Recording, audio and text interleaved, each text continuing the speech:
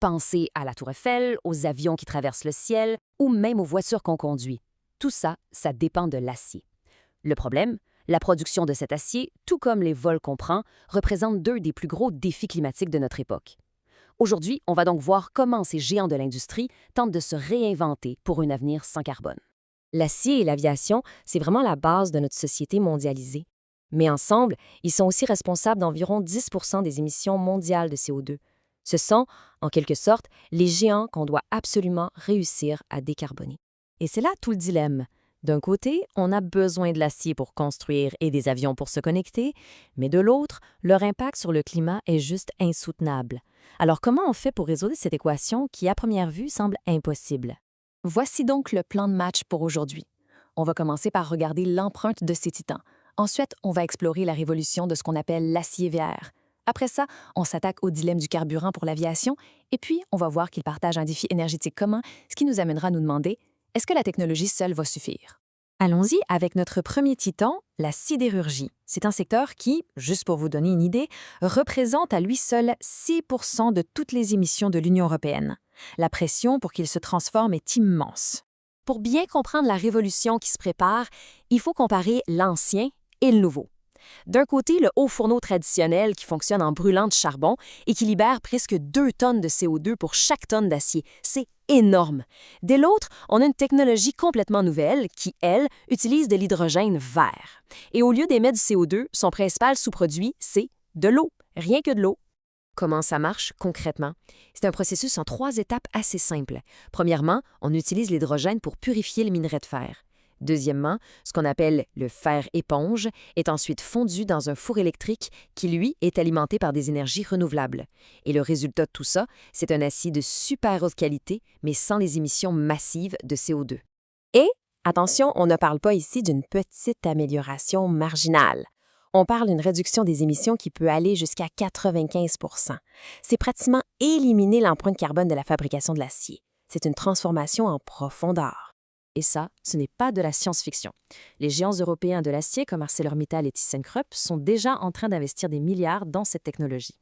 Leur objectif est vraiment audacieux, remplacer un tiers de la production d'acier du continent par cette méthode verte d'ici 2030.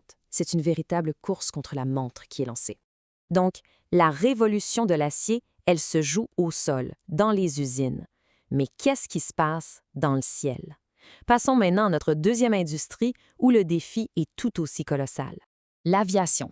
Un secteur qui fait face à des problèmes très, très différents qui sont surtout liés à la source d'énergie qu'un avion doit, par définition, transporter avec lui.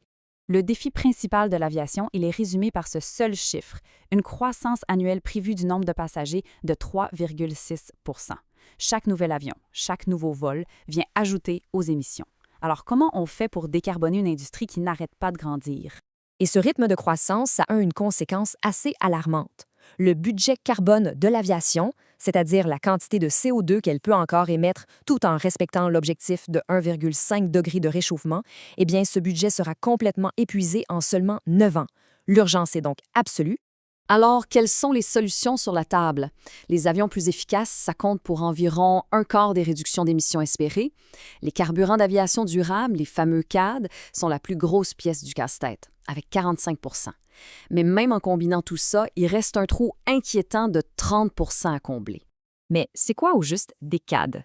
En gros, ce sont des substituts au kérosène. Ils sont fabriqués soit à partir de biomasse, soit de manière synthétique en combinant de l'hydrogène vert et du CO2 qu'on a capturé.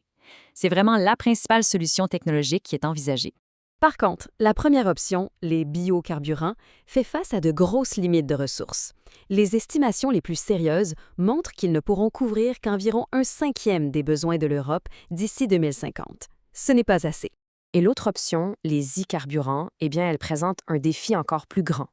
Pour vous donner une échelle, juste pour atteindre les objectifs de l'Union européenne, il faudrait une quantité d'électricité propre équivalente à la production de 60 réacteurs nucléaires. C'est plus que toute la production électrique de la France en un an. 60 réacteurs. C'est un chiffre qui donne le vertige. Et là, on arrive vraiment au cœur du problème. C'est que les ambitions vertes de l'acier et celles de l'aviation dépendent toutes les deux de la même ressource qui est à la fois rare et précieuse, l'énergie propre. Et c'est ici que nos deux histoires se rejoignent.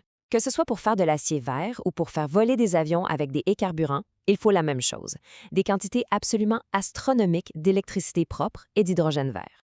Ça crée une concurrence directe pour une ressource qui est déjà au centre de toute la transition énergétique. On se rend compte alors que la décarbonation de ces deux secteurs ne peut pas se faire en vase clos, chacun de son côté. Tout ça dépend de notre capacité à révolutionner complètement notre système énergétique, et ce, à l'échelle mondiale.